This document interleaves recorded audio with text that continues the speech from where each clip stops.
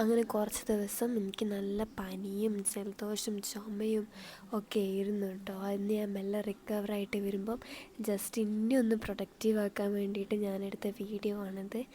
Productive ആക്കുക എന്നൊക്കെ പറഞ്ഞിട്ടുണ്ടെങ്കിൽ ഒരു പേര് മാത്രമേ ഉള്ളൂ, ഞാൻ പ്രൊഡക്റ്റീവായിട്ടൊന്നുമില്ല. പക്ഷേ ജസ്റ്റ് ഞാൻ കുറച്ച് കാര്യങ്ങളൊക്കെ ചെയ്തിട്ടുണ്ട്. അതിലെ ഫസ്റ്റ് നമ്പർ 1 ആണ് ഞാൻ അതിന് വെള്ളം കൊടുക്കുക എന്നുള്ള കാര്യം.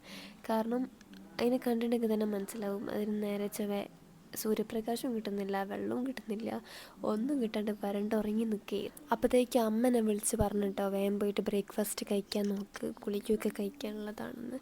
അങ്ങനെ ഞാൻ 4 ചപ്പാത്തിയും നെത്തൽക്കറിയും കൂട്ടി ബ്രേക്ക്ഫാസ്റ്റ് കഴിച്ച് പിന്നെ നേരെ സ്കിൻ കെയറിലേക്ക് പോയി. എത്ര വയ്യെങ്കിലും സ്കിൻ കെയർ ഈസ് ഇമ്പോർട്ടൻറ്റ്, അത് സ്കിപ്പ് ചെയ്യാൻ പാടില്ല. ഒന്നും തേച്ചില്ലെങ്കിലും സൺസ്ക്രീനെങ്കിലും തേക്കണം. കാരണം ഇപ്പോഴത്തെ ക്ലൈമറ്റും ചൂടും ഒക്കെയാണ്. അതിൽ നമ്മൾ സൺസ്ക്രീൻ കൂടെ ഇടാണ്ട് പുറത്തേക്ക് ഇറങ്ങിയിട്ടുണ്ടെങ്കിൽ ചൂടത്ത് നമ്മളും കരിഞ്ഞു പോകും. അത് കഴിഞ്ഞ് കുറച്ച് നേരം കിടന്നുറങ്ങി കേട്ടോ. അത് കഴിഞ്ഞതിന് ശേഷമാണ് ഞാൻ നോട്ട് എഴുതാൻ വേണ്ടി ഇരുന്നത്. കാരണം ഒരുപാട് നോട്ട്സ് ഉണ്ടായിരുന്നു എഴുതാൻ, കുറേ സബ്ജക്ട്സിൻ്റെ നോട്ട് ഉണ്ടായിരുന്നു എഴുതാൻ. അതൊക്കെ ഞാൻ ഇങ്ങനെ ഒരു ബുക്ക് വാങ്ങിയിട്ട് ഓരോ ഭാഗവും ഡിവൈഡ് ചെയ്തിട്ടാണ് ഞാൻ നോട്ട് എഴുതൽ. നോട്ട് എഴുതിയില്ലെങ്കിൽ എക്സാമിന് തെണ്ടിപ്പോവും. കഴിഞ്ഞ എക്സാമിന് തെണ്ടി ഓർമ്മയ്ക്ക് നല്ല പോലെ ഉണ്ട്.